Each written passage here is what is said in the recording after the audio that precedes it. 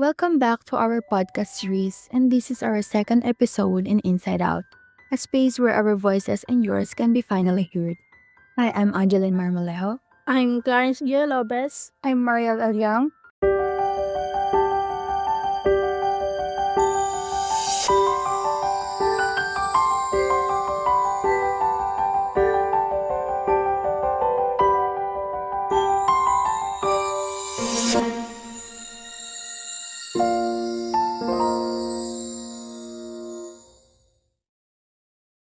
Now that we know what academic pressure is, we have to look at its causes and effects.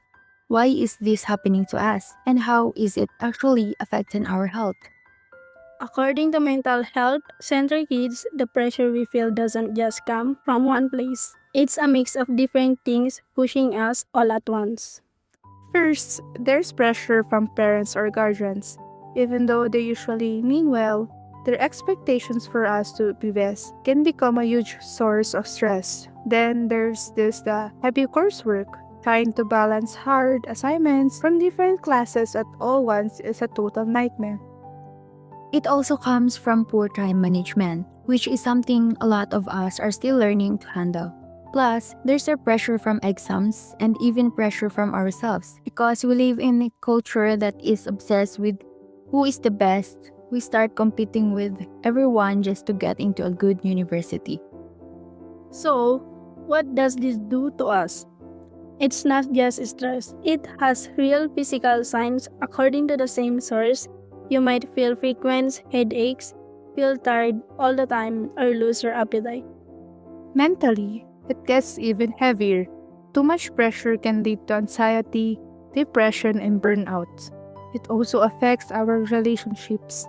It can cause more fights with our parents or make us feel lonely because we stay in our rooms just to keep studying. How do you know if it's getting dangerous? Mental Health Center Kids says to watch out if you're becoming obsessed with grades, if you can't relax, or even you're refusing to hang out with friends. If you're working constantly or drinking too much coffee, just stay away. That's a sign that the pressure is no longer healthy. We know it's hard. Being a grade top student feels like you're running a race that never ends. But we want you to know that your worth is not found in your class standing or the number on your test paper. You are allowed to rest. You are allowed to breathe. Taking care of your mind isn't laziness. It's the most important work you can do. You're doing your best and that is enough.